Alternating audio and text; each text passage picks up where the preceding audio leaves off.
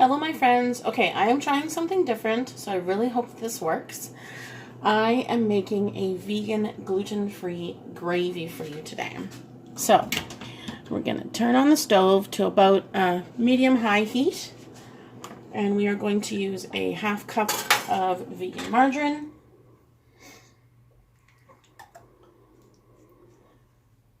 I, as you know, never measure. But for the sake of teaching, I feel like I have to. So, about a half a cup of vegan margarine. Honestly, you can adjust, obviously, if you're making less, making more. So, just go with whatever.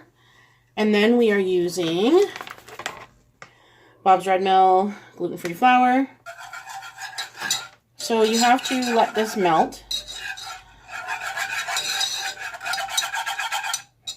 You see it? I hope you can see it. It's really hard to figure out what to do with my camera as far as filming my stove goes. I think I told you that. So I have it really messed up again. Trying to figure it out. Oh my gosh, there's something on our burner. Hopefully it doesn't set off the smoke detector. Okay. So that is melted. And now we are going to add about the same amount of flour. Just toss it in there, whisk it up so you don't get any lumps.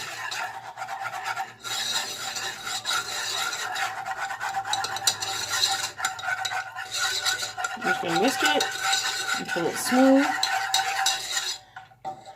Add a little bit of salt and a little bit of pepper. Okay, now we are making our broth. We're going to use the mushroom seasoning. We have some water. And all you do is add it to the water. You can use homemade stock, obviously, if you have it. I normally do, but don't right now. This is curry powder. Just yellow curry powder, no name brand. Add a little bit of that. No measurement, so I would say that was about a tablespoon. And now we are going to whisk our stock. You can do onions and garlic as well, but I actually like my gravy to be kind of smooth. Depending on what I'm using it for, this is for gardener's pie. So since there's already onions and garlic in the gardener's pie, I didn't bother to put it in the gravy.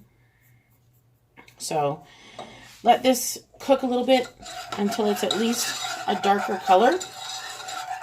And that way it cooks out the flavor of the flour, because you don't want your gravy to be pasty tasting. That's kind of gross. So let's get this cooking. Let's get this cooking. Oh my gosh, my friends, today has been such a beautiful day. I have been decluttering more of our stuff and posting it on that group that I told you about that I am absolutely in love with. People are coming and picking up stuff, and it's fantastic. Can you see? I have my pajamas on still. That's the kind of day it is. When somebody comes to the door, I literally just throw a sweater on. All right, stir this one more time. And do about half at a time. Whisk it in, again, so that you don't get any lumps. Maybe I'll turn it up a bit. And now you're just going to boil it. Bring it to a boil, not boil it. You're going to bring it to a boil, and you're going to let it thicken. So the only way that your roux, that's the margarine and the flour, when they're cooking together, it's called a roux. So I used Basil vegan. You can use oil. You can use your coconut oil. You can use regular oil. You can use any kind of vegan margarine that you want. If you want to do oil-free, you have to do this in reverse. So what you do is you start with your stock and you make a slurry with the flour and water, and then you add it in, stir it to whisk it out any lumps, and then thicken it up by just cooking it down. So completely up to you how you want to make it. You can add in fresh herbs to punch up the flavor. I do like adding in summer savory sometimes, or thyme. I love thyme. Kevin's not a big fan, so I don't always use it. As you can see, it's thickening up. So depending on how thick you want it, is how much liquid you're going to use. I don't like to have it too thick when I'm pouring it on something, because then the actual food can soak up the flavor. If I'm using it for poutine, then I like to have a nice thick one. If I'm using it as a base for stew or anything, because this is how I start my stews, then I would like to also have a nice thickness so that it gives a good base. Add some more stock, whisk it again.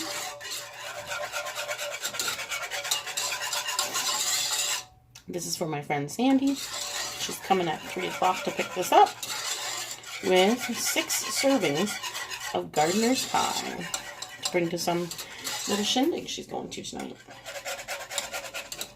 So as you can see, I think you saw it before I added the liquid. It starts to thicken up. You'll see the ribbons forming. So when you whisk it, you can still see the lines. You want to bring it to a full boil and let it bubble to get out the flavor of the flour.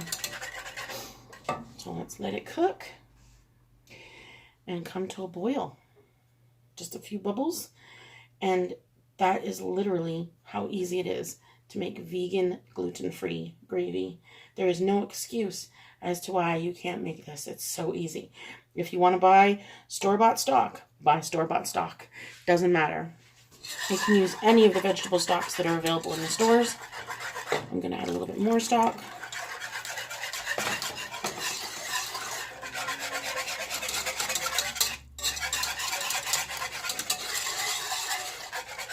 Oh, that's probably a really horrible sound.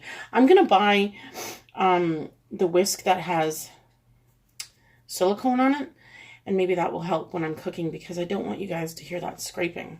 I just said guys, I'm sorry. See, it's total habit that I need to break myself in 2020. I am working on it, as you know, because you hear me changing what I say. And thank you for being so patient with me, my friends.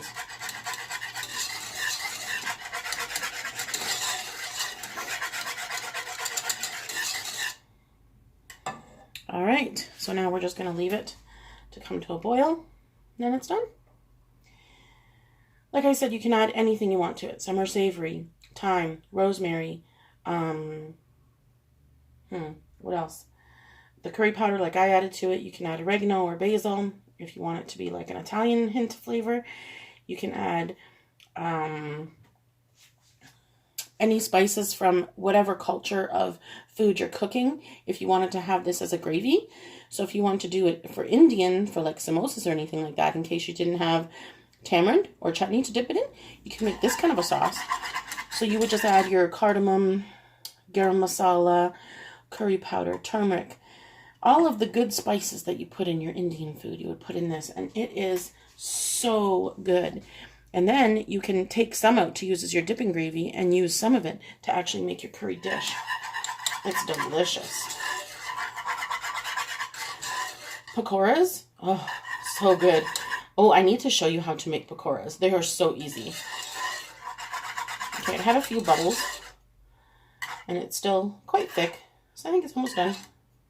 I'm just going to cook it out to make sure that the floury taste is gone, and that's it.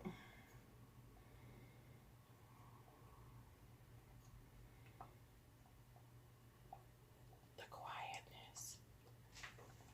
ASMR bubbles.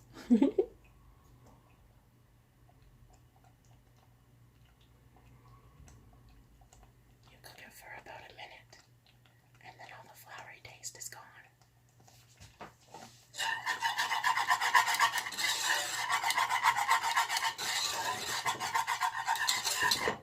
That's it. We're done, my friends. I hope you enjoyed my tutorial on how to make yourself some delicious vegan gluten-free gravy. Thank you for watching. Keep smiling.